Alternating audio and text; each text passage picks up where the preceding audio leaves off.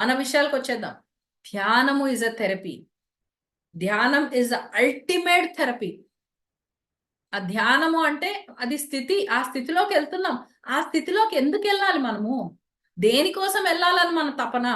ఎందుకంటే అక్కడికి వెళ్ళినప్పుడు నేను అన్న ఉనికి అక్కడ ఉండట్లేదు. ఆ స్థితిలో ఉన్నప్పుడు నేను అన్న ఉనికి లేనప్పుడు ఏం జరుగుతుంది? అక్కడ మనం టైం ఫ్రేమ్ ని ఆపేస్తున్నాం. ఎందుకంటే we're going beyond time. Time space ఈ 3 డైమెన్షన్ నుంచి అతీతంగా వెళ్తున్నప్పుడు ఇవన్నిటికీ అవతలకి వెళ్తున్నాం కాబట్టి అక్కడ టైం ఆగిపోయింది. టైం ఆగిపోయినప్పుడు మన స్టోరీ మొత్తం రిఫ్రెష్ అవుతుంది. ఎందుకంటే ఆ టైంకి ఏదో చెయ్యాలి కదా, ఏదో జరగాలి కదా మన స్టోరీలో.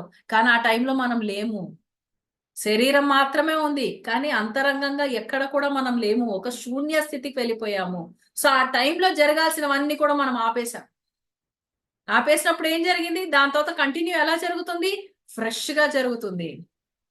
ఓకే, అందుకే ధ్యాన స్థితికి చేరారు అంటే మీరు ఏదైతే కర్మలు అవి ఇవి అని భయపడుతున్నారో అవి కూడా నలిఫై అయిపోతాయి ఆ స్టేట్ కి ఒకసారి రీచ్ అయితే. So meditation is a therapy. ధ్యాన స్థితి చేరడం అనేది it's a therapy. And now